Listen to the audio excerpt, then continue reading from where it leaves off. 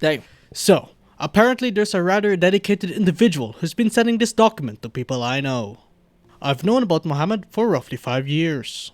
Over the years, I've seen him use names including Covert, Grey, Muhammad, and much more, which makes introduction unnecessarily complicated. According to the document, I'm involved in apparently selling drugs in the dark market. The evidence provided is images of the dark market. Unfortunately, images of a website don't generally prove who was actually behind those accounts. Several quotes are also included throughout the document. Curiously, after speaking to some of the people quoted, multiple of them told me that they were encouraged to provide those statements. He says I'm 23. He's not super far off. It's a 7-year difference to my actual age. Close enough, and apparently I have several dead friends. They turned out to be inactive Roblox accounts. One of them even responded to Muhammad's document, and one of them is my cousin's alt account.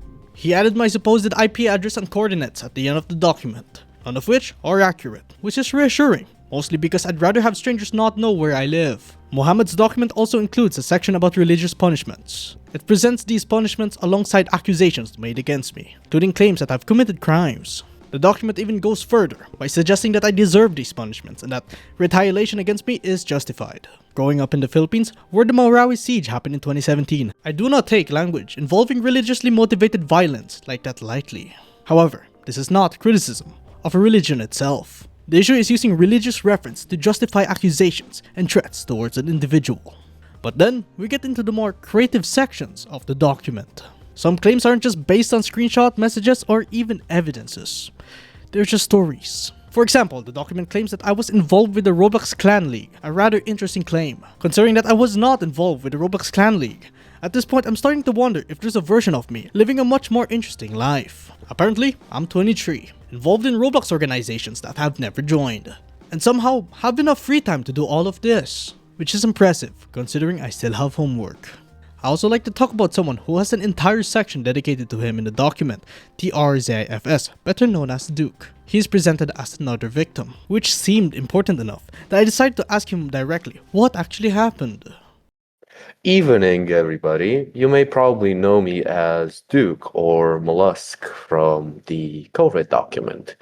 I'm the person who was mentioned in Muhammad's document about Kiyrexi, or aka Bozawai, what's previously known as oh my fucking god! Mostly importantly, I'm here to discuss about the beginning between me and Bozawai. Me and him met through a mutual Discord server, which was one of my friends.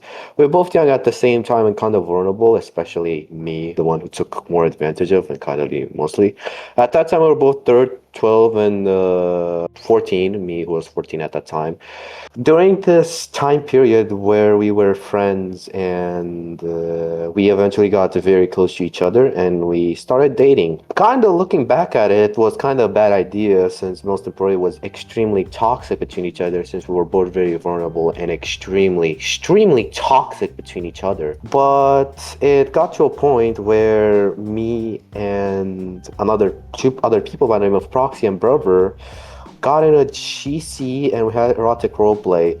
And at that time, I was getting extremely close to Proxy, and eventually I decided to drift apart from me and Bozawai's relationship due to the fact that it's got extremely unhealthy. But we eventually came to a very passive end as I left.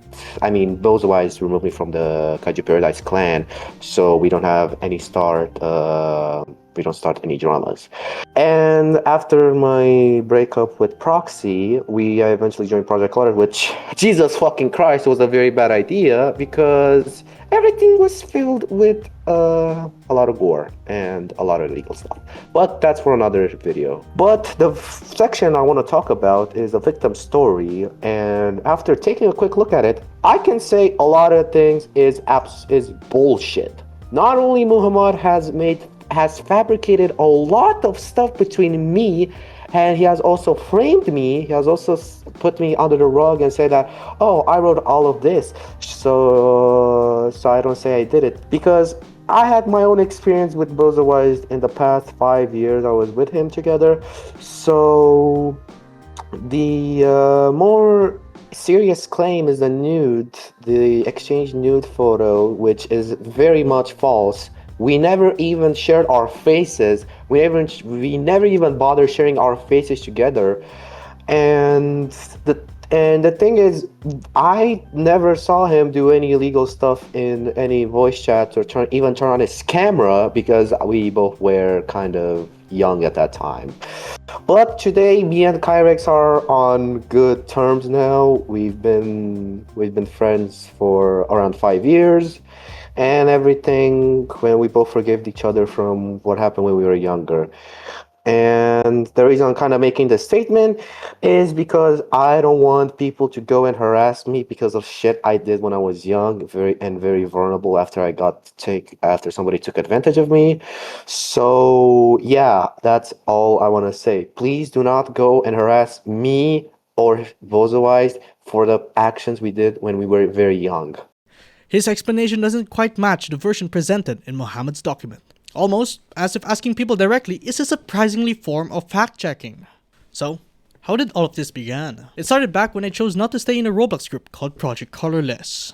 At the time, I was still young, and I did not want to be involved with Mohammed's community anymore. And after looking back through an archived version of the server, I think that decision made more sense. The server contained channels and files containing disturbing material, including gore and other inappropriate content. Now, to be clear, the existence of disturbing content in an online community does not automatically tell you everything about every person involved, but it does explain why I want to distance myself from that environment. That decision didn't seem to go down particularly well, because 5 years later, we're somehow here. A multi-page document, messages being sent to people I know, and a dedication that has somehow outlived several Roblox updates. I have to admire the commitment. Personally, if I dedicated 5 years of something, I'd rather hope it was a university degree, or at least a stable job. There's another section of the document that I think is worth addressing, and while reading through it, I found a statement discussing dealing with me and HFAS. For context, HFAS is not a criminal organization as described in the document, and it was simply an old friend group that has been abandoned. However, Mohammed's document presented as something much more serious. The section then includes statements about people working together to find and harm me. Regardless of the intent behind the statement, this is a significant escalation from an online disagreement.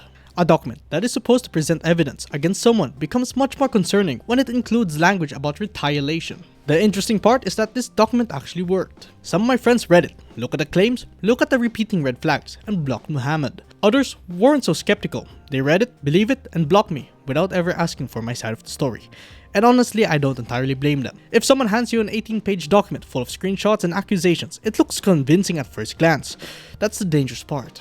Not that every claim is true, but the presentation that makes it feel true. So, why make this video at all? Because misinformation is surprisingly easy to spread and surprisingly difficult to correct. Whether the misinformation is accidental or deliberate, the result is usually the same. People end up believing things that aren't simply true. And this is where the importance of context comes in. Throughout Mohammed's document, screenshots are often presented without the true background behind them, which is interesting because that's also the problem with many of the claims made about me. A screenshot can show something that happened. It doesn't always show why it happened. The internet has become remarkably good at rewarding the first person to make an accusation, not necessarily the first person who's correct.